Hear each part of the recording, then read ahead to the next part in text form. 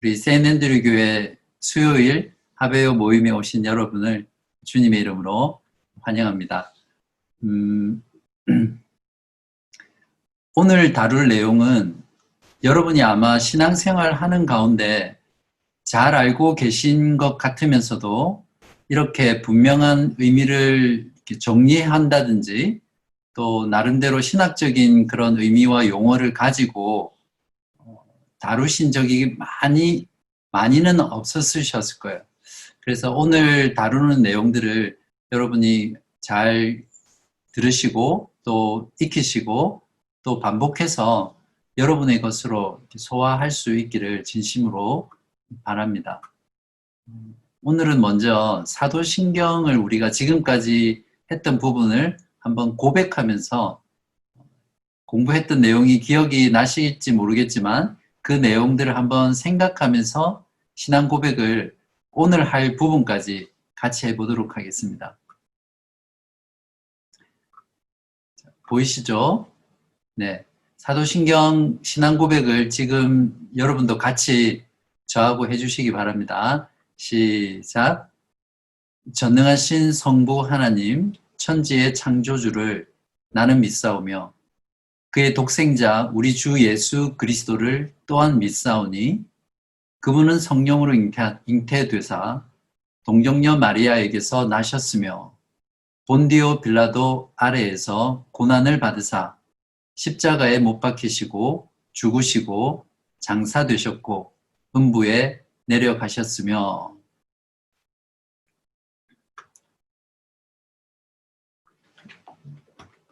네, 이 부분이 까지 이제 오늘 할 내용인데요. 특별히 오늘은 본디오 빌라도 아래에서 고난을 받으사 십자가에 못 박히시고 죽으시고 장사되셨고 음부에 내려가셨으며 이 부분을 다루겠습니다.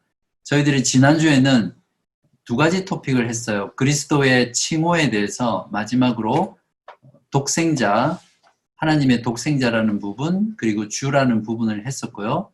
그 다음에 거기서 일단락이 되고 그 다음에 내용이 뭐냐면 그리스도의 잉태와 탄생에 대해서 저희가 지난주에 다루었습니다. 그렇죠? 그리고 오늘은 그리스도의 고난이라는 큰 주제 아래 설명될 수 있는 부분입니다. 37문을 보시면 고난을 받으사라는 말로 당신은 무엇을 고백합니까? 이렇게 묻고 있거든요. 그래서 그리스도의 고난의 의미가 무엇인지를 묻는 질문입니다. 그래서 이 부분을 또 우리가 같이 답을 해보도록 하겠습니다. 네. 자, 여러분이 답해 보십시오. 고난을 받으사라는 말로 당신은 무엇을 고백합니까? 그리스도는 이 세상에 사셨던 모든 기간에 특히 생의 마지막 시기에 모든 인류의 죄에 대한 하나님의 진노를 자신의 몸과 영혼에 짊어지셨습니다. 그분은 유일한 화목 제물로 고난을 당함으로써 우리의 몸과 영혼을 영원한 저주로부터 구원하셨고 우리를 위해 하나님의 은혜와 의와 영원한 생명을 얻으셨습니다. 이렇게 요리문답이 답하고 있습니다. 먼저 고난이라는 의미를 한번 살펴보겠습니다. 영어로는 패션이라고 표현할 수 있는데요. 고난이라는 그리스도의 고난이라는 것 자체가 단순히 어떤 일로 인해서 고통받는 그런 한 가지 것을 말하는 것이 아니라 그리스도의 고난이라고 표현할 때는 그리스도의 낮아지심, 즉 무한하시고 영원하시고 변하지 않는 그 하나님께서 인간이 되신 것을 이제 낮아지심이라고 하는데요. 그리스도께서 낮아지신 그 모든 과정, 모든 것들을 포함한다고 말할 수 있습니다. 그래서 예수 그리스도께서 인간으로 출생하신 순간부터 죽으신 그 순간까지 그리스도가 겪은 모든 비참함, 연약함, 괴로움, 고통, 치욕 이런 모든 것들을 한 단어로 그리스도의 고난이다, Christ Passion 이렇게 정의할 수 있습니다. 그러면 그리스도가 당하신 고난과 보통 우리 인간들이 당하는 고난의 차이가 무엇인가 한번 생각해 봐야 되는데요. 그리스도의 고난은 육체와 영혼으로 하나님의 진노를 다 감당하신 그런 고난입니다. 이걸 조금 어려운 표현으로는 고난의 형식에 있어서 육체와 영혼으로 하나님의 진노를 다 받으신 그런 고난입니다. 우리가 보통 인간들은 고난을 받을 때 어떤 자신이 받는 것이 인간으로서 받는 것이지 어떤 하나님의 진노로 인해서 그 하나님의 진노를 육체와 영혼 가운데 모든 것을 다 받는 그런 의미는 아니거든요. 그렇죠? 여기서 우리가 생각해 볼 게 뭐냐면 예수님께서는 그 십자가에 죽으시기 전에 하나님께 기도하셨잖아요. 이 잔이 할 수 있거든 내게서 뭘 떠나가게 해달라고 기도하셨고 겟세마네 동산에서 그리고 마지막 그 순간에 땀방울이 피가 되도록 그렇게 고통하면서 그 죽으실 것에 대한 그 두려움으로 인해서 하나님 앞에 기도하셨거든요. 이제 그런 모습들을 비교하면서 순교자들도 동일하게 예수님처럼 십자가에 죽기도 하고 화형을 당하기도 하고 자신의 목숨을 기꺼이 내놓으면서 그들의 삶뿐만 아니라 죽음의 순간에서도 그런 순교를 당했어요. 그러면 예수 그리스도의 죽으심, 고난과 또 죽기 전에 그 마음의 상태가 오히려 순교자보다 더 못한 것이 아닌가. 순교자의 고난과 그리스도의 고난은 어떤 차이가 있는가라는 이제 의문이 들 거예요. 그런 의미에서 순교자의 고난과 그리스도의 고난을 한번 비교해 보는 것이 유익이 되는데요. 순교자의 고난은 예수님이 받으신 이 고난과는 다르게 하나님의 진노의 채찍이 자신을 때리는 것 같은 그런 경험으로 고난을 받지는 않았습니다. 오히려 그들이 가진 그 믿음과 하나님에 대한 그리스도에 대한 사랑과 확신 때문에 오히려 그런 죽음의 순간에서 오히려 하나님과 화평 가운데 있음을 느끼고 큰 위로를 받았다는 거죠. 또한 예수 그리스도는 그 죽으심의 두려움과 공포가 지옥을 방불하는 그런 공포였거든요. 그러나 순교자는 그러한 상황 속에서 지옥의 공포를 경험한 것이 아니라 오히려 그리스도의 위로로 말미암아 큰 평안을 경험했습니다. 성경에 나오는 스데반 집사 같은 경우에도 돌로 죽임을 당하는 그 순간에도 오히려 그리스도 안에서 그리스도를 보면서 위로를 얻었던 그런 사람이죠. 그렇기 때문에 외적인 것으로 볼 때 순교자들이 예수님보다 죽음의 순간에서 훨씬 더 많은 용기와 그런 평안을 가진 모습으로 죽은 것처럼 보입니다. 그러나 그렇게 보일 수 있었던 이유는 순교자가 가지고 있는 그 죽음과 고난의 의미와 예수 그리스도께서 받으신 고난과 고난의 의미가 다른 것이죠. 두 번째로는 예수님의 고난은, 그리스도의 고난은 자신의 죄로 인해서 받는 고난이 아니라 다른 사람의 죄로 인해서 당하는 고난이었죠. 그래서 이것을 조금 용어적인 표현으로 예수님께서 고난을 당하신 직접적인 원인이 무엇이냐면 다른 사람의 죄입니다. 자신의 죄 때문에 받은 고난이 아니라 다른 사람의 죄로 인해서 당한 고난입니다. 세 번째 그리스도의 고난은 어떤 그 고난의 최종적인 목적 혹은 원인이라고 표현할 수 있는데 왜 예수님께서 최종적으로 그런 고난을 받으셨어요? 그것은 바로 우리의 죄를 위한 속죄, 속량, 한마디로 대속을 위한 희생의 죽음이고 희생의 고난이었습니다. 이것이 그리스도께서 고난을 받으신 최종적인 목적이고 그리스도와 인간이 받는 고난의 가장 큰 차이라는 것을 우리가 알아야 합니다. 그렇다면 그리스도께서 당하신 그 고난의 크기는 어느 정도이죠? 그리스도께서 당하신 고난의 크기가 일시적이거나 그리고 한 사람으로서 받은 인간의 고난같이 비슷한 것이라면 그분의 고난으로 인해서 모든 인류의 죄를 대신 지고 그것을 하나님께 보상할 수 있는 가치가 없잖아요. 그렇기 때문에 그리스도의 고난의 크기는 하나님이신 그분이 당하신 고난, 지난 시간에 했지만 하나님이신 그리스도께서 인성을 취하시고 그분의 몸과 영혼 가운데 받으신 고난이기 때문에 그리스도의 고난의 크기는 모든 피조물이 다 멸망한 것보다도 더 큰 크기를 가지고 있습니다. 그렇기 때문에 그리스도의 고난은 모든 것을 하나님께 보상할 수 있는 그런 가치를 지니신 것이죠. 이해하시겠죠? 그리스도의 고난의 크기가 무한하기 때문에 무한한 가치를, 그분의 죽음은 무한한 가치를 가지게 되고, 그렇기 때문에 모든 인류의 죄, 과거, 현재, 미래 모든 죄까지도 다 사할 수 있는 그런 대속의 죽음의 가치를 가지고 계신 것이죠.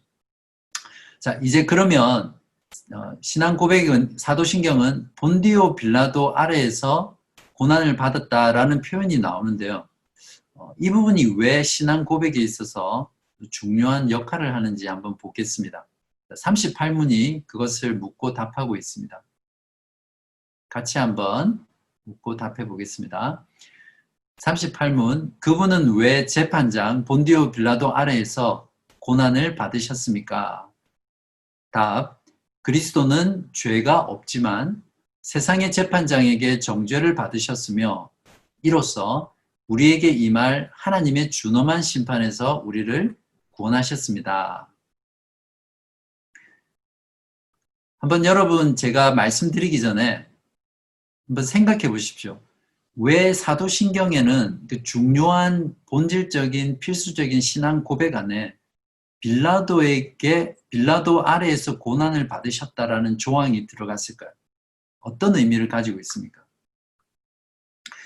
먼저 개역 개정 성경에는 본디오 빌라도에게서 고난을 받았다 이렇게 표현되어 있잖아요. 그죠? 아래로 이렇게 번역하지 않고 에게서라고 번역을 하고 있는데 그것은 이제 번역의 오류라고 할 수 있습니다. 라틴어나 영어에는 이제 서브라는 의미가 들어있거든요. 그러니까 아래라는, 그러니까 sub 본디오 빌라도 이제 이런 의미죠. 그래서 본디오에게서 고난을 받았다라고 표현하지 말고 본디오 아래에서 우리 교재처럼 고난을 받으셨다 이렇게 표현하는 것이 정확한 표현입니다. 여기서 본디오 아래라고 했을 때 이 아래라는 말은 본디오 치하에서 본디오가 통치할 때 고난을 받으셨다 이렇게 이해하는 것이 정확한 의미입니다. 예수님께서 죽으실 때 그 당시 유대 지역의 최고 통치자가 본디오 빌라도였잖아요. 그래서 그 본디오 빌라도의 통치하에 예수님께서 고난받으시고 죽으셨기 때문에 본디오 빌라도 아래에서라고 사도신경은 표현하고 있습니다. 여기에서 본디오 빌라도라고 표현한 이유가 무엇이냐면 그냥 최고의 통치자 아래에서 또는 세상의 재판장 아래에서 고난을 받으시고 라고 할 수 있는데 정확한 이름을 거명하고 본디오 빌라도라고 표현하고 있잖아요. 그것을 언급한 이유가 뭐냐면 바로 예수님의 역사성 때문입니다. 자유주의 신학이 들어오고 또 오늘날에도 예수님이 실제로 역사 가운데 태어나시고 사시고 죽으셨다라는 예수님의 역사성을 부정하는 기독교 내 진영과 또 자유주의 신학자들과 많은 신자들이 있습니다. 그래서 예수님이 실제로 역사 속에 존재했다라는 것을 부정하는 거죠. 예수님이 역사 속에서 실제로 태어나시고 사시고 죽으셨다라는 것을 인정하지 않고 부정하게 되면 결국에는 기독교라는 신앙 자체가 무너지는 것이잖아요. 그래서 이 사도신경은 사도 초대 교회 시대 때부터 이런 본디오 빌라도라는 이름을 명확하게 거명함으로써 예수님의 사시고 죽으심이 역사 가운데 일어났다는 실제라는 것을 강조하고 있는 것이죠. 우리가 생각할 때 기독교를 자꾸만 역사 속에서 이렇게 벗어나서 자꾸 신앙생활을 하는 경향이 있거든요. 그러나 기독교는 유일하게 역사에 철저하게 뿌리를 두고 있는 신앙입니다.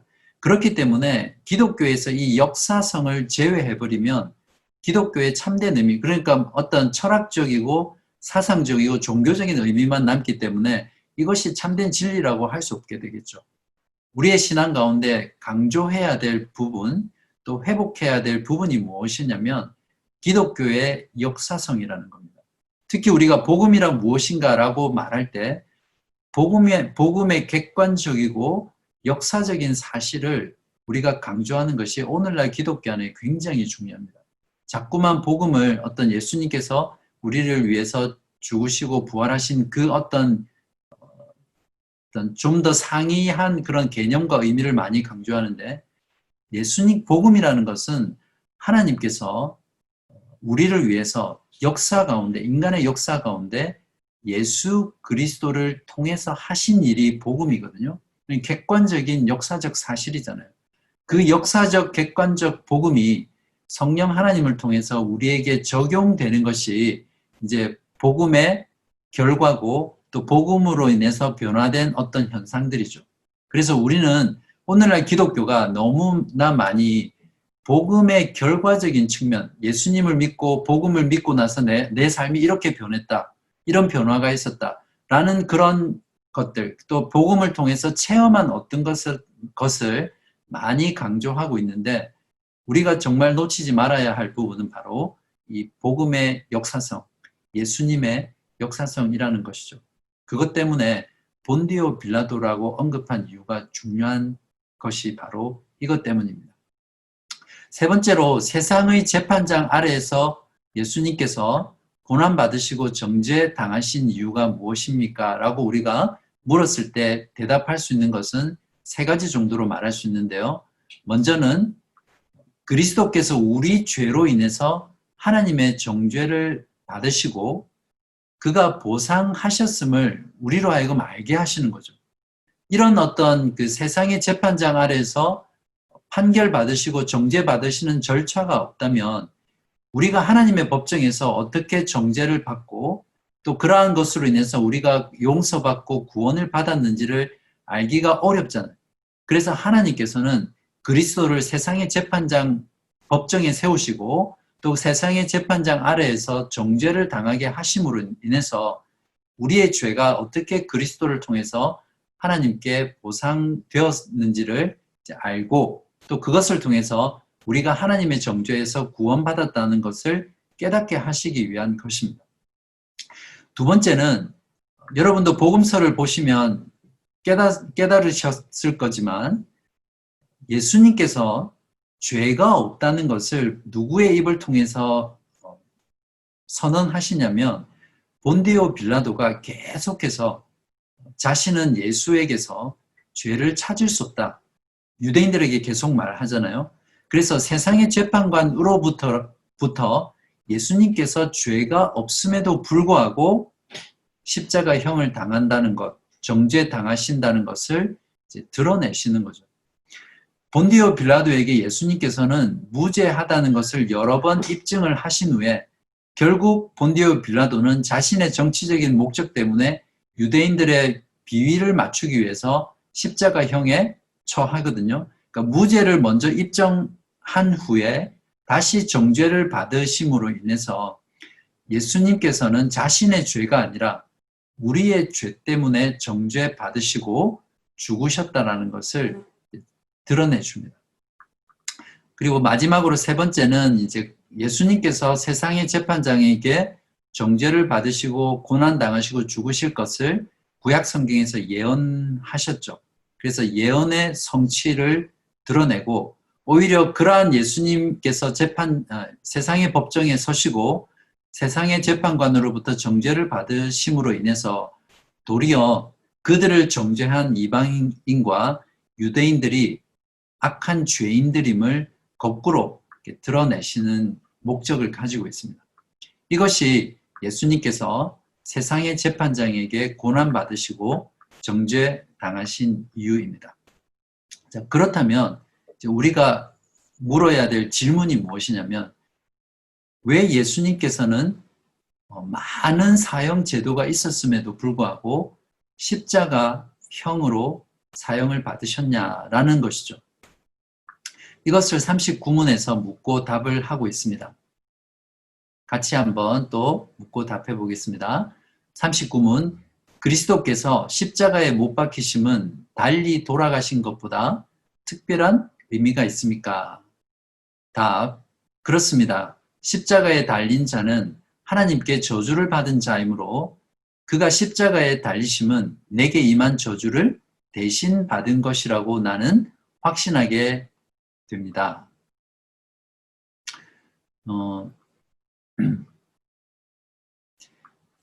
예수님께서 왜 십자가형을 받으셨을까요?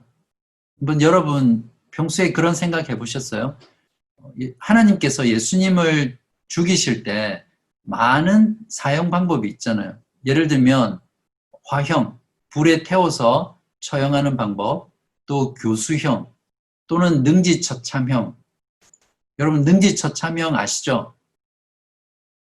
네, 표현하기가 너무 살벌해서 표현을 하지 못하겠지만, 어떤 면에서는 불에 태우는 화형이라든지 능지처참형이 오히려 우리의 죄를 속죄하는 의미에서는 더 구약에 가까운 사형 방법이잖아요. 구약에 보면 화제라든지 또 짐승을 각을 뜨고 짐승을 찢어서 피를 흘려서 제사를 드렸기 때문에 그것과 비슷한 모습으로 예수님을 사형하실 수 있으심에도 불구하고 왜 십자가라는 형을 굳이 취하셨을까요? 십자가는 요리문답이 말하고 있는 것처럼 가장 중요한 포인트가 무엇이냐면 저주를 상징한다는 것입니다. 구약 성경 중에 신명기서를 보시면 이런 말씀이 있습니다. 한번 같이 읽어볼까요? 신명기 21장 23절. 그 시체를 나무 위에 밤새도록 두지 말고 그날에 장사하여 내 하나님 여호와께서 너에게 기업으로 주시는 땅을 더럽히지 말라. 나무에 달린 자는 하나님께 무엇이죠? 저주를 받았음이니라.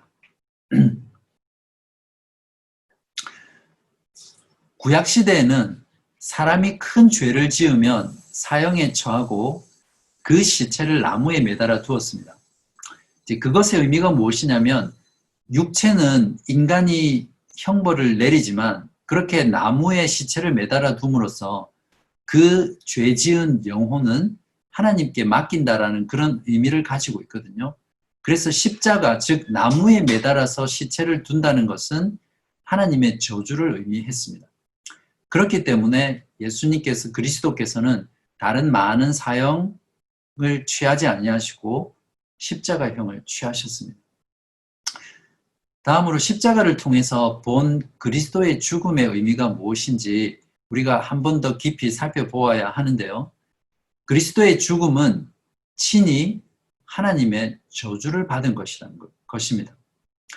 즉, 이 말은 무슨 말이냐면 우리가 받을 저주를 그리스도께서 대신 받으시고 우리를 구원하셨다는 것을 예수님의 십자가의 죽음을 통해서 우리로 하여금 확신하게 하는 그런 의미가 있습니다. 갈라디아서 3장 13절에 보시면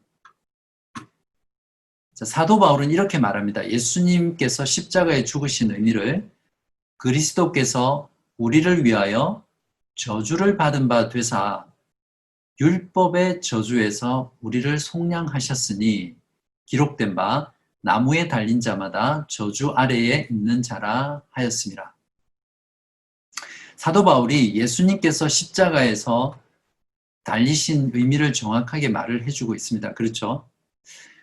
죄의 결과에 대한 그 비참함, 그 참상을 우리가 알고 우리가 그리스도를 통해 받은 구원이 얼마나 큰지를 알고 감사하도록 하게 하는 것이 이 십자가의 죽으심의 의미입니다.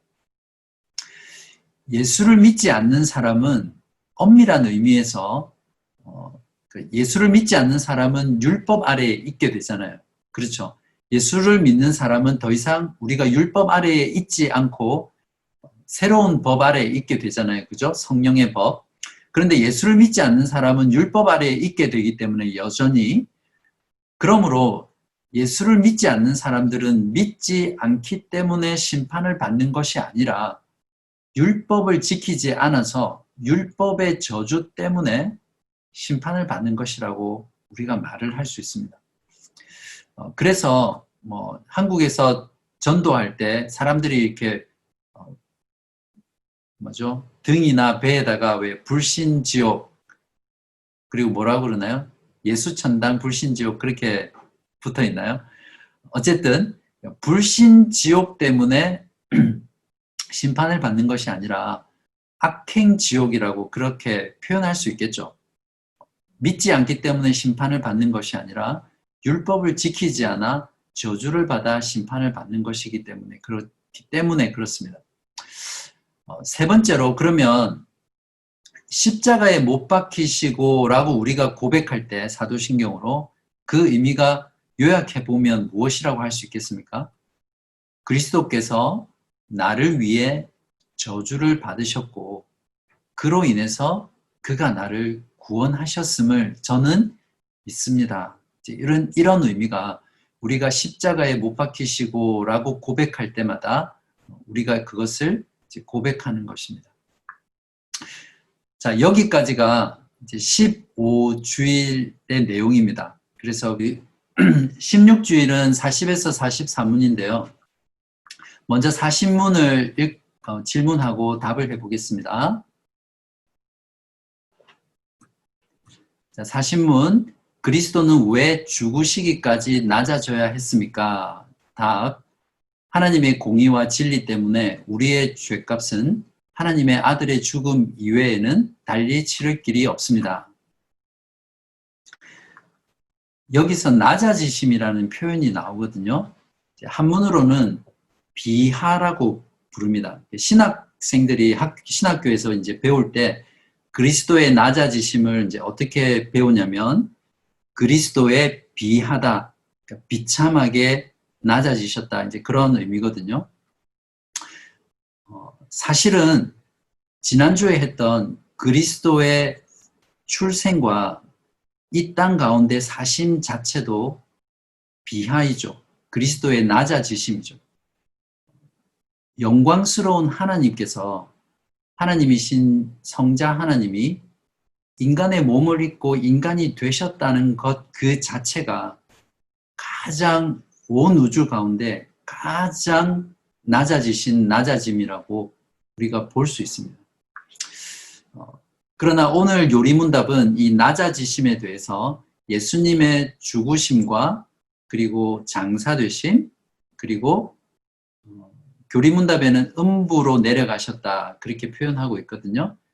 여러분도 많이 들어보셨겠지만 예수님의 지옥 강하, 이 부분을 그리스도의 낮아지심이다, 이렇게 표현하고 있거든요. 그래서 그 부분을 조금 더 상세하게 저희들이 알아보도록 하겠습니다. 그리스도께서 평생 고난당하시고 십자가를 지시기까지 예수님께서 당하신 비참함, 모욕, 고통, 고난, 이런 것들로 예수님이 충분히 고난을 받으신 것이잖아요. 그런데 왜 하나님께서는 그러한 고난에서 멈추지 아니하시고 그리스도의 죽음을 요구하셨을까요? 조금 전에 살펴보았던 것처럼 그리스도의 낮아지심을 이제 세 단계로 알아볼 것이거든요. 그래서 첫 번째가 그리스도의 사망, 두 번째가 그리스도의 매장, 세 번째가 그리스도의 음부로 내려가심, 이 세 가지 단계로 알아보겠습니다. 제일 첫 번째 사망과 매장과 강하는 점점 더 그리스도의 낮아지심이 더 낮아지시는 이제 그런 점층적인 의미가 있습니다. 그렇죠? 그래서 먼저 처음에 죽음 당하신 하나님의 아들에 대해서 살펴볼게요. 마태복음 27장 54절에 보면 여러분도 잘 아시는 백부장의 고백이 나옵니다. 자, 마태복음 27장 54절에 보시면 백부장과 및 함께 예수를 지키던 자들이 지진과 그 일어난 일들을 보고 심히 두려워하여 이르되 이는 진실로 하나님의 아들이었도다 하더라.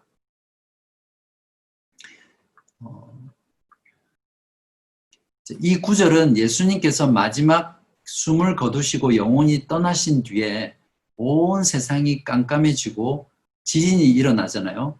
그때 그러한 현상을 보고 백부장이 고백했던 말입니다. 이 백부장은 그 모습을 보고 십자가에 달려 죽으신 그분을 진실로 하나님의 아들이었도다 이렇게 고백을 한 사람입니다. 왜 백부장은 두려워했을까요? 단순히 어떤 일어나는 자연현상 때문에 두려워했을까요? 그렇게 볼 수 없는 이유가 예수님께서는 이미 죽으셨잖아요. 그리고 여전히 십자가에 시체가 되셔서 죽으신 상태였습니다.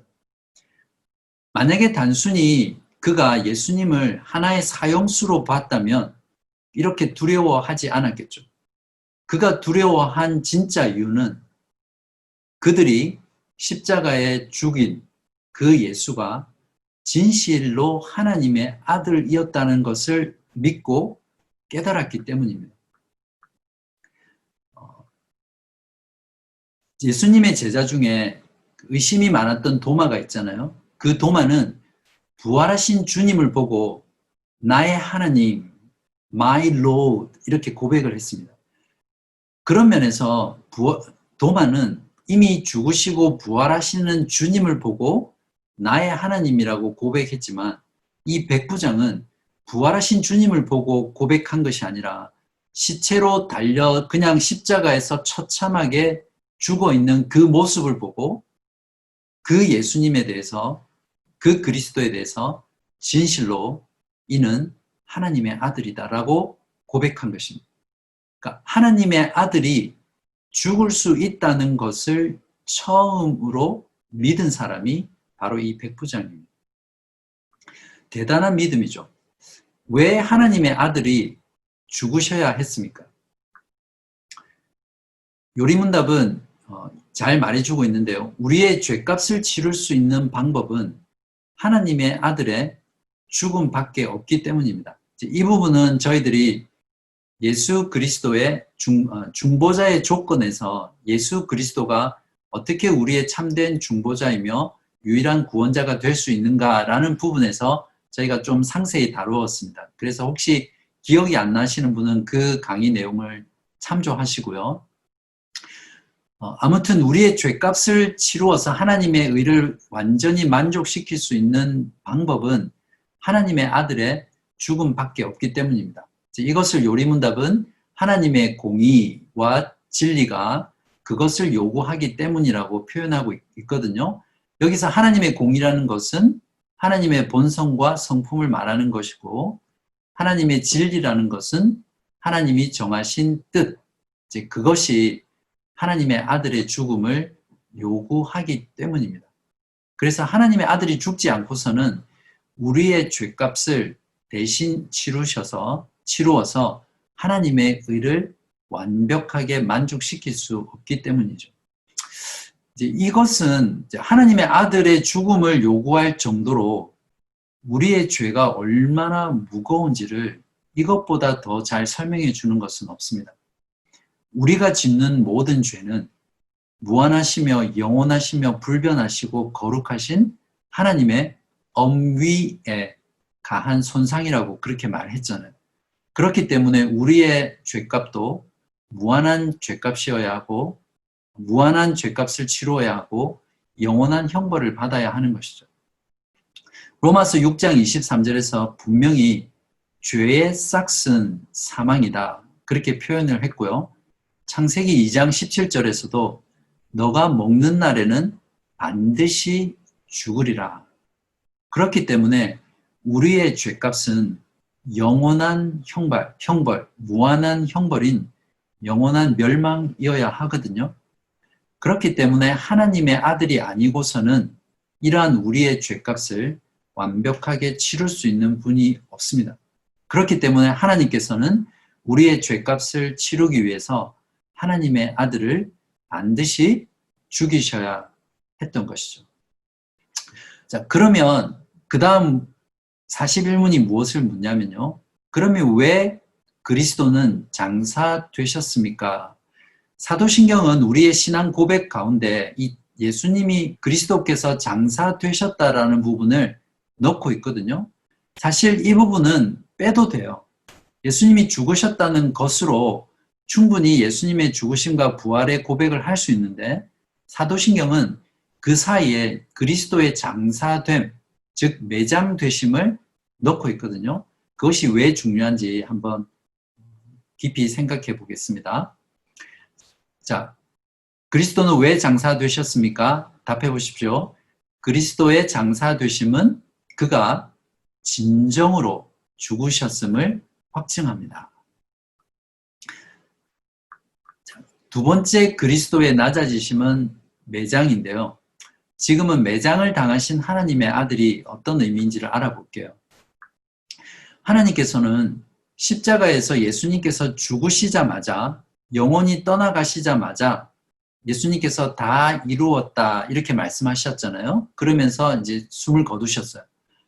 그때 하나님께서는 바로 예수님을 부활시키셔서 하나님 곁으로 데려가셨을 수도 있으시잖아요.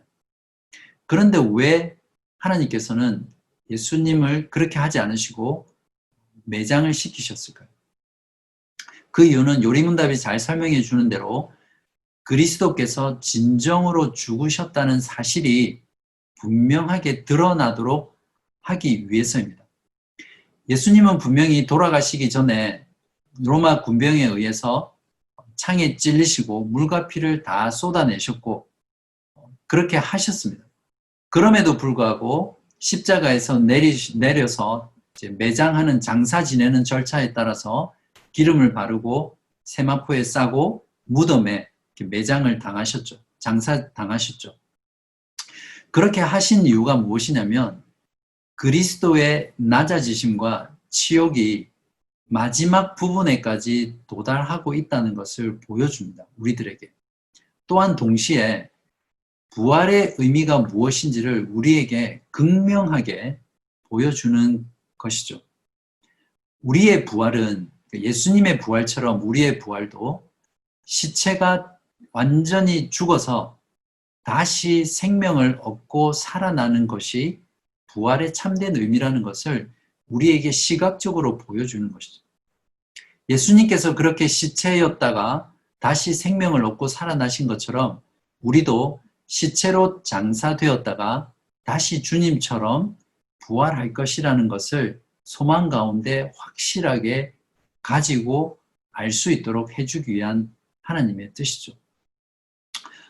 네 번째로는 이제 이러한 부분들이 구약의 예언 가운데 계속되었고 그러한 것의 성취로서 예수님 그리스도께서 십자가에 죽으시고 장사되셨습니다. 이러한 부분이 시편 말씀에 나와 있습니다. 시편 19장 10절에는 이는 주께서 내 영혼을 스올에 버리지 아니하시며 이사야서 53장 9절에도 예언되어 있죠. 그의 무덤이 악인들과 함께 있었으며 이렇게 구약에서도 예수님께서 무덤 가운데 장사되실 것을 예언하고 있었기 때문에 그것의 성취로서 예수님께서 장사되셨습니다. 자, 그러면 우리가 이제 42문이 이런 질문을 할 수 있을 것입니다. 42문에 보시면 그리스도께서 우리를 위해 죽으셨는데 우리도 왜 여전히 죽어야 합니까? 죽음의 원인이 무엇이죠? 죄 때문이잖아요. 그러면 죽음의 원인인 죄의 문제가 해결되었으니까 우리는 이제 죽지 않아야 되잖아요. 그런데 왜 우리는 여전히 죽잖아요. 그래서 이 요리문답이 묻는 거예요. 왜 우리는 예수께서 우리를 위해 죽으셨고 죄의 문제를 해결하시고 제거하셨는데도 왜 여전히 죽어야 합니까? 묻는 거죠. 자, 답이 무엇이죠? 우리의 죽음은 자기 죄값을 치르는 것이 아니며 단지 죄 짓는 것을 그치고 영생에 들어가는 것입니다. 어떠세요? 여러분이 성도이지만 성도로서 죽는 죽음이 여전히 있다는 것에 대해서 어느 정도 여러분 나름대로 답을 가지고 계셨어요. 자, 우리가 여전히 죽는 이유는 첫 번째로 우리의 죽음은 죄값을 치르기 위한 것이 아니라는 것입니다. 요리 문답은 이것을 죄 짓는 것을 그치고 라고 표현하고 있거든요. 죄값을 치르기 위해서 죽는 것이 아니라 죄 짓는 것을 이제 그치기 위해서 죽는다. 이렇게 표현을 합니다. 죄를 회개하고 예수님을 믿는 자는 죄 사함을 받는 것만 있는 것이 아니라 어떤 일들이 있습니까? 우리 안에 새로운 본성을 가지고 그때부터 죄를 미워하고 죄를 짓지 않으려고 하는 새로운 본성을 가지게 됩니다. 요리문답이 그 전에 고백했던 것처럼 본성상 하나님을 미워하고 이웃을 미워하며 악만 짓는 성향을 가지고 있다고 했거든요. 그러한 악한 본성에서 죄를 회개하고 예수님을 믿게 되면 죄를 용서받는 것뿐만 아니라 우리의 본성 자체가 이제는 하나님을 사랑하고 죄를 미워하고 혐오하는 새로운 본성, 새로운 성향이 우리 안에 주어진다는 것이죠. 이것이 구원받은 자와 구원받지 않는 자의 가장 강력한 차이입니다. 그렇기 때문에 지난 강의에서도 오래전에 강의에서도 말씀을 드렸지만 신자가 구원을 받았는지 받지 않았는지를 확인할 수 있는 정말 중요한 기준이 무엇이냐면 내 안에 죄를 짓지 않으려고 하는 그런 몸부림, 죄를 지어도 죄를 짓고 나서 그 죄 때문에 고통하고 아파하고 힘들어하는 괴로워하는 그 마음이 내 안에 있느냐 없느냐라는 것을 확인해 보면 된다고 말씀드렸잖아요. 왜 그러냐면 우리 안에 새로운 본성, 새로운 성향이 생겼기 때문이에요. 성령 하나님으로 말미암아서.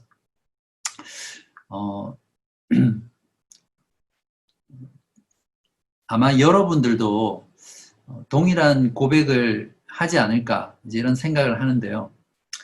저는 솔직히 말씀드리면 죄를 짓는 제 모습을 볼 때마다 그리고 계속해서 죄를 짓는 저 자신을 볼 때마다 어떨 때는 정말 죄송합니다 이런 표현을 써서 지긋지긋하다 이런 생각을 많이 하거든요. 10년, 20년 신앙생활을 했지만 제가 회개하는 죄의 내용을 보면 변한 게 별로 없는 거예요. 정말 그러한 죄를 계속해서 반복해서 지을 때마다 정말 저라는 존재가 죄를 반복해서 짓는 저라는 존재가 너무너무 지긋지긋한 거예요.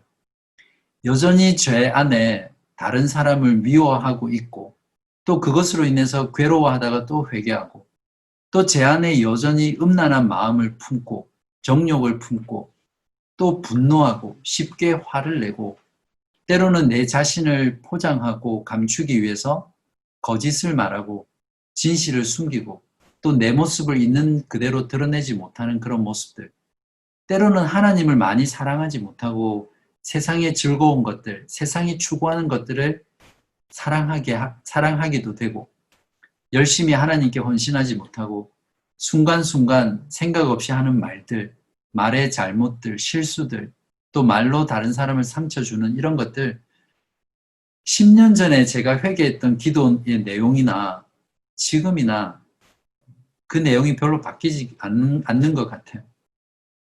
늘 마음속에는 제가 원하지 않는 그런 일들을 반복해서 짓는 것을 보면서 진짜로 정말 이 죄 짓는 내 모습에서 벗어나고 싶다.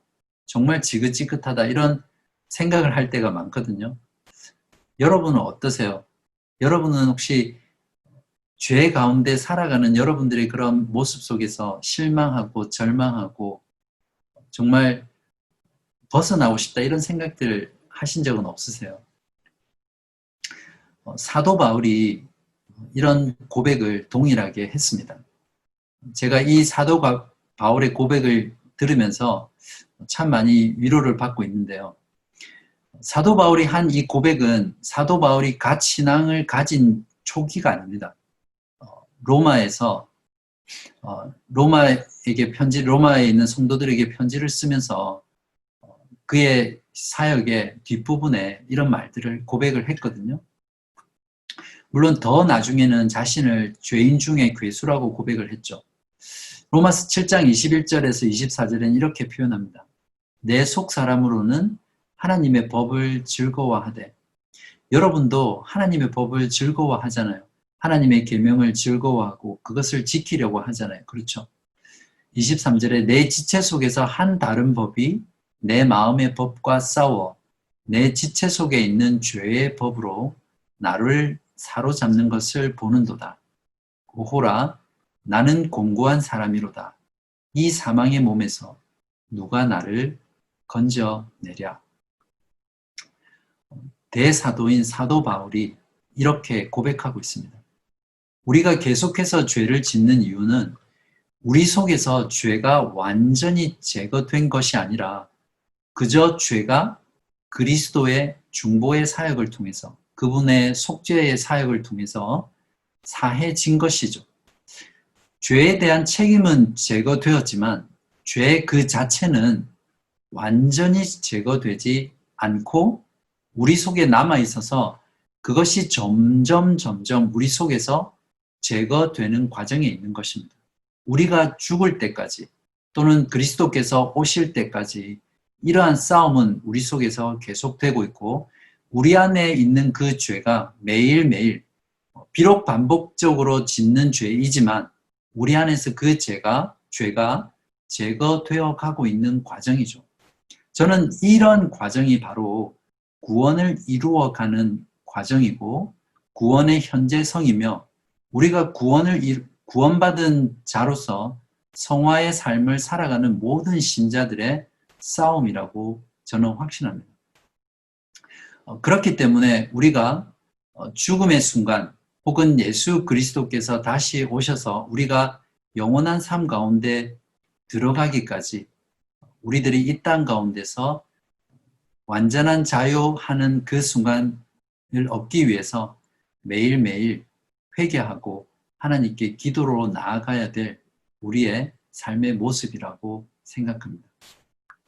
그렇기 때문에 우리의 죽음, 그리스도인의 죽음의 의미는 우리 안에 남아있는 죄의 모든 잔재를 제거하고 잔재가 제거되고 변화되어서 영생에 들어가는 것이 바로 우리의 죽음의 의미입니다. 그렇기 때문에 그리스도의 죽음은 아름답고 영광스러운 순간이라고 분명하게 말할 수 있고요. 그래서 성도의 죽음은 아름답다라고 영광스럽다라고 말을 합니다. 네, 다음은 우리가 그렇다면 그리스도의 죽으심을 통해서 우리가 어떤 유익을 얻게 되었는지 그 부분을 조금 정리해 보도록 하겠습니다. 네, 43문이 그것을 묻고 있습니다. 그리스도의 십자가의 제사와 죽음에서 우리가 받는 또 다른 유익은 무엇입니까?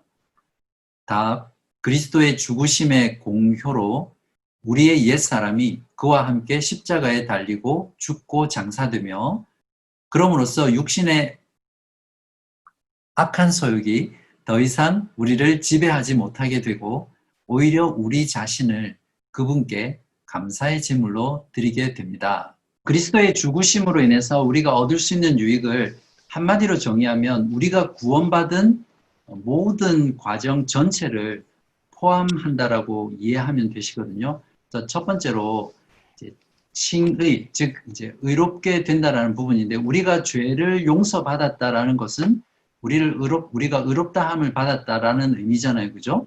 그래서 우리의 원죄, 아담으로부터 물려받은 그런 원죄 또 우리가 짓는 자범죄, 그리고 알고 짓는 죄, 모르고 짓는 죄, 이런 모든 죄로부터의 책임, 죄책과 형벌에서 자유함을 얻는 유익이 있죠. 이것을 이제 칭의로 인해서 받는 유익이라고 부를 수 있고요.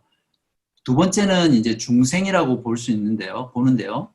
성령으로 우리가 단순히 우리의 죄를 용서받는 것에서 그치는 것이 아니라 조금 전에 설명드렸던 대로 성령 하나님께서 우리의 본성 가운데 우리의 본성을 새롭게 하심으로써, 즉 새로운 창조죠.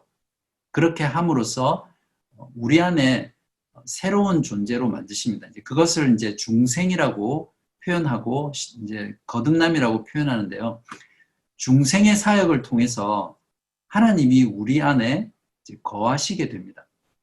이것이 그리스도의 죽으심으로 인해서 우리가 받는 유익인데, 고린도전서 1장 30절에서는 예수는 하나님으로부터 나와서 우리에게 지혜와 의로움과 거룩함과 구원이 되셨으니, 이렇게 말해주고 있습니다.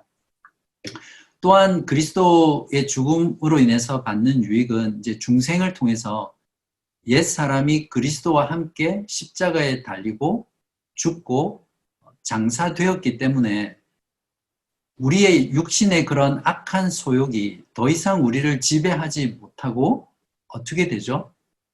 이제는 성령의 지배 가운데 성령의 소욕을 따라 살아가는 그런 존재가 되는 것입니다.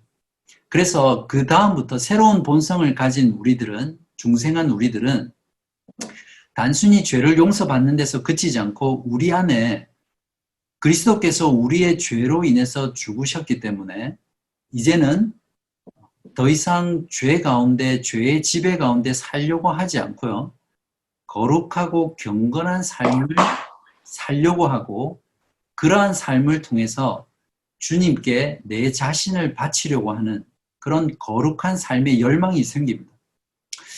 만약에 이러한 열망이 우리 가운데, 물론 크기나 강도의 차이는 있겠지만 그러한 어떤 열망이 우리 가운데 없다면 그 사람은 아직 중생을 하지 않은 것이라고 생각할 수 있습니다. 성령으로 인해서 하나님이 우리 안에 거하시고 우리 안에 새로운 본성이 생겼기 때문에 우리 안에는 당연하게 주를 위해서 내 자신의 삶, 즉 어떤 종교적인 제사를 통해서가 아니라 나의 삶 전체를 통해서 거룩하고 경건한 삶을 하나님께 드리려고 하는 그런 마음 가운데 새로운 욕구, 새로운 열망, 새로운 성향이 생기거든요. 이것이 그리스도께서 우리를 위해서 죽으신 중요한 유익입니다. 그렇기 때문에 하나님께 순종하고자 하는 열심은 그리스도의 죽으심과 결코 분리될 수 없습니다. 그리스도께서 죽으신 사람은 그 안에 하나님께 순종하고자 하는 열심이 반드시 생기게 되는 것이죠. 요한복음 3장 16절에서 이렇게 말씀합니다. 하나님이 세상을 이처럼 사랑하사 독생자를 주셨으니, 독생자를 주셨다는 것은 그를 죽게 하셨다는 말씀이죠. 이는 그를 믿는 자마다 멸망하지 않고 영생을 얻게 하려 하심이라, 이렇게 말씀하면서 그리스도의 죽음의 유익이 바로 영생이라고 세 번째로 설명해 줍니다.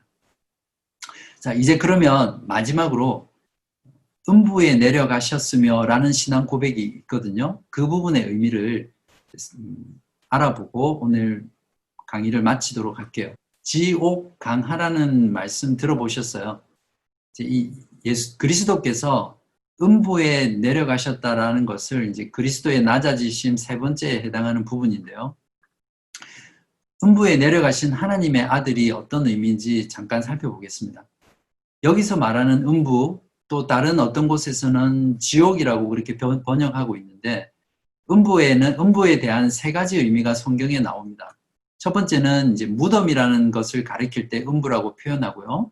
두 번째는 버림받은 자들의 처소, 거하는 곳으로 음부가 쓰이기도 하고요. 세 번째는 지극히 심한 괴로움과 고뇌를 표현할 때 음부의 고통이다, 이렇게 표현을 합니다. 시편 116편 3절에 보면 사망의 줄이 나를 두르고 스올의 고통이 내게 이르므로 라고 표현하고 있는데, 이제 이때 음부가 이제 지극히 심한 괴로움과 고뇌를 의미할 때 사용되는 표현입니다. 요리문답은 이제 음부에 내려가신 아들이라는 표현에서 음부를 이 세 번째 의미로 설명하고 있거든요. 그래서 그 의미에 대해서 이렇게 표현하고 있습니다. 음부에 내려가셨다는 의미는 그분은 그의 모든 고난을 통하여 특히 십자가에서 말할 수 없는 두려움과 아픔과 공포와 지옥의 고통을 친히 당하심으로써 나의 구원을 이루셨습니다. 보통 음부에 내려가셨다라는 이제 지옥 강화의 의미를 실제로 이제 베드로전서 3장 19절 같은 경우에 보면 19절 20절에 보면 예수님께서 옥에 갇힌 영에게 내려가셔서 지옥에 내려가셔서 복음을 전파하셨다. 이제 그런 표현을 하기도 하고요. 에베소서 4장 9절 같은 경우에도 예수님께서 이제 하늘에 있던 분이 땅으로 내려가셨다. 이런 표현을 하면서 많은 사람들이 예수님께서 실제로 지옥에 내려가셨다. 또 뭐 천주교 같은 경우에서도 이제 그런 주장을 많이 하거든요. 그런데 요리문답은 분명하게 이 의미를 지옥과 같은 고통을 당하셨다라는 것으로 해석하고 있습니다. 이제 그걸 근거로 음부에 내려가셨다라는 의미를 한번 정리를 해보면 버림받은 자들이 현세와 내세에 당하는 극한 고통과 고뇌를 그리스도께서 십자가상에서 그리스도의 영혼으로 친히 당하셨다라는 그런 의미가 있습니다. 또한 그리스도의 음부에 내려가셨다는 의미는 그리스도가 당하신 고난의 모든 과정에서 그리스도께서 당하신 고통, 그리스도께서 당하신 지옥, 그런 모든 것들을 포함한다라고 말할 수 있습니다. 하나님이신 그분이 이 땅에 내려오시는 것 자체가 고통이시죠. 마치 찬란한 왕국의 왕이 그냥 평범한 국민으로 사는 것이 큰 고통인 것처럼 하물며 영존하시고 전능하신 전지하신 하나님이 성부 성령 하나님과 일체로 계시다가 서로 사랑을 나누신 그 성자 하나님이 인간으로 오셔서 사시고 죽으신 것 자체가 그리스도에게는 가장 큰 고통이고 고난이고 비참함이시죠. 그렇기 때문에 음부에 내려가셨다라는 이 의미는 그리스도께서 당하신 모든 고통, 태어나시고 사시고 고난받으시고 십자가에서 못 박히시고 죽으시고 장사되신 이 모든 것을 다 포함하는 의미에서 음부로 내려가셨다라고 의미한다고 볼 수 있습니다. 시편 18편 5절에서 6절에 이렇게 표현되어 있습니다. 스올의 줄이 나를 두르고 사망의 올무가 내게 이르렀도다. 내가 환난 중에서 여호와께 아뢰며 나의 하나님께 부르짖었더니 그가 그의 성전에서 내 소리를 들으시며 그의 앞에서 나의 부르짖음이 그의 귀에 들렸도다. 마태복음 27장 46절에서 예수님께서 십자가 위에서 마지막 돌아가시기 전에 하셨던 말씀입니다. 제9시쯤에 예수께서 크게 소리질러 이르시되 엘리 엘리 나마 사박다니 하시니 이는 곧 나의 하나님 어찌하여 나를 버리셨나이까 하는 뜻이라. 이런 예수 그리스도의 고백이 음부에 내려가신 것처럼 그리스도께서 이 땅 가운데서 받으신 모든 고난, 탄생하셔서 마지막 십자가에 죽으시고 장사되기까지 당하신 그런 모든 고난을 음부에 내려가셨다라는 것으로 표현할 수 있습니다. 왜 예수님께서는 그리스도께서는 음부에 내려가는 그런 고통을 그 영혼에 받으셨어요? 첫 번째는 우리의 몸과 영혼 모두를 구속하기 위해서입니다. 특별히 음부에 내려가셨다라는 이 고통은 단순히 육체적인 고난과 고통을 말하는 것이 아니라 그리스도의 영혼 가운데 받으신 모든 고통을 의미하거든요. 그렇기 때문에 그리스도께서는 우리의 몸과 영혼 모두를 구속하실 수 있는 분이십니다. 또한 음부에 내려가는 고통을 영혼에 받으신 이유는 그리스도께서는 우리를 지옥의 고뇌와 고통에서 또한 구원하셔야 했기 때문입니다. 그리스도의 지옥 강화, 즉 음부에 내려가셨다라는 조항이 사도신경에 붙은 이유와 용도는 무엇이냐면 우리가 그리스도처럼 그런 큰 고통과 무거운 시험을 당할 때에도 그리스도께서 당하신 그런 지옥과 같은 두려움과 고통을 생각하고 그리스도께서 그러한 고통을 당하시면서 우리를 구원하셨기 때문에 우리가 큰 고통과 무거운 시험 가운데 있을 때에도 우리의 구원을 확신하게 되고 그러한 사실에서 우리들이 풍성한 위로를 얻도록 하기 위해서 사도신경에는 이 조항을 덧붙여 놓은 것이라고 우리가 말할 수 있습니다. 자, 이제 지금까지 한 내용을 기억하면서 이제 이 의미들을 한번 적용을 해보기로 하겠습니다. 우르시누스는 그리스도께서 죽으셨음을 믿는다라는 것의 의미를 이렇게 표현하고 있습니다. 제가 그냥 읽어드릴게요. 그리스도의 죽으심의 의미를 이렇게 표현하고 있습니다. 곧 그가 가장 극심한 고통과 괴로움을 당하셨을 뿐 아니라 죽음까지도 당하셨음을 믿는 것이요.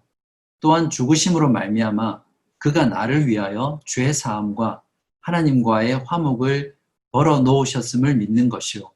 또한 내 속에 새 생명을 시작하시는 성령을 베푸사 내가 하나님의 성전이 되고 결국 영생에 이르게 되어 나로 말미암아 하나님께서 영원토록 찬송과 존귀를 받으시게 될 것을 믿는 것이다. 이렇게 그리스도께서 죽으셨다는 것을 믿는 것이 무엇인지를 말하고 있습니다. 우리가 받은 구원이 어떻게 해서 이루어진 것인지를 알게 되면, 즉 그리스도의 낮아지심과 비하를 통해서 우리가 구원받았다는 것을 알게 되면요. 먼저 우리는 하나님께 감사하지 않을 수 없습니다. 우리의 삶 전체로 하나님께 거룩하고 경건한 삶으로 드리려고 하게 되겠죠. 그래서 매일매일 거룩하고 경건한 삶을 살면서 우리의 죄됨을 깨닫고 하나님 앞에 회개하는 삶을 살아가겠죠. 그래서 요리문답은 나중에 배우겠지만 감사하는 삶의 핵심적인 부분으로 하나님께 회개하는 삶을 가르쳐 주고 있습니다. 두 번째는 이러한 지식을 우리가 알게 될 때 죽음에 대한 태도의 변화가 오겠죠. 성도의 죽음을 죄의 완전한 제거, 즉 우리 가운데 남아있는 그러한 죄들을 완전히 제거하고 영생으로 들어가는 것이라는 것을 알게 되면 우리의 죽음에 대해서 아름답고 영광스럽게 생각하게 되고 더 나아가서 우리의 죽음을 두려워하지 않고 평안함 가운데 기다리고 사모하게 되기까지 할 수 있는 것입니다. 그래서 그리스도인이 삶과 죽음을 바라볼 때 놀라운 패러독스가 있는 것이죠. 어떻게 한 사람이 살아가면서 죽음을 기다릴 수 있게 되겠습니까? 그렇기 때문에 이러한 그리스도의 죽음과 고난의 의미들을 우리가 분명히 알게 되면 우리의 죽음조차도 우리가 기다릴 수 있는 그런 믿음으로 나아갈 수 있게 되는 것이죠. 마지막으로 이러한 지식을 우리가 알게 되면 우리가 어떠한 고통과 어떠한 시험 중에 있을지라도 그리스도께서 음부에 내려가시는 그러한 고통을 당하셨다라는 사실 앞에서 그 모든 고통이 우리의 구원을 위한 것이라는 것을 통해서 우리가 정말 위로받고 또 그 가운데서 우리가 평안을 누릴 수 있게 되는 것이죠. 이것이 우리가 그리스도의 죽으심과 고난 그리고 그분의 낮아지심을 통해서 우리가 알게 되고 배우게 되고 깨닫게 됨으로써 우리의 삶 가운데 적용할 수 있는 중요한 세 가지라고 저는 확신합니다. 수고하셨고요. 제가 기도하고 오늘 강의를 마치도록 하겠습니다. 마치기 전에 성경 구절 한 구절 제가 읽어 드릴게요. 시편 23편 4절 말씀입니다. 내가 사망의 음침한 골짜기로 다닐지라도 해를 두려워하지 않을 것은 주께서 나와 함께 하시니라. 주의 지팡이와 막대기가 나를 안위하시나이다. 아멘. 기도하겠습니다. 하나님 아버지 감사합니다. 오늘 사도신경의 고백을 통해서 그 고백의 의미가 무엇인지 의리문답을 통해서 자세히 알게 해주셔서 감사합니다. 그리스도의 고난이 어떤 의미를 가진 것인지, 또 그리스도의 죽으심과 고난과 낮아지심을 통해서 우리가 어떻게 구원받았으며 또 우리에게 어떤 의미를 주는지를 분명하게 알게 해주셔서 감사합니다. 아버지 하나님, 우리가 이러한 말씀의 지식들을 하나하나 알아가면서 우리가 하나님께 받은 그 죄의 용서와 또 의롭게 됨과 그리고 영생과 또 새롭게 변화된 모든 삶의 의미들을 분명히 깨달아 알게 하여 주시고, 그러한 의미들을 우리가 깊이 깨달음으로 말미암아 우리의 삶 전체를 통해서 하나님 아버지께 거룩하고 경건한 삶으로 드리며 나아가게 할 수 있도록 도와주시고, 죽음을 바라보는 우리의 시야가 바뀌게 하여 주시며 우리의 생각이 변화되게 하여 주시고, 이 땅을 살아가면서 우리의 전 삶을 통해서 하나님께 감사하며 회개하는 삶을 살 수 있도록 주님 도와주옵소서. 또한 우리가 이 땅을 살아가면서 그리스도로 인하여 또 그리스도를 믿는 신앙으로 인하여 고통과 그리고 좌절과 또 시험 가운데 처할 때마다 이 말씀을 붙잡고 늘 평안함 가운데 위로받으며 힘을 내어서 주의 백성으로 온전히 살아가는 저희 모두 되게 하여 주시기를 예수 그리스도의 이름으로 간절히 기도합니다. 아멘. 네, 수고하셨습니다.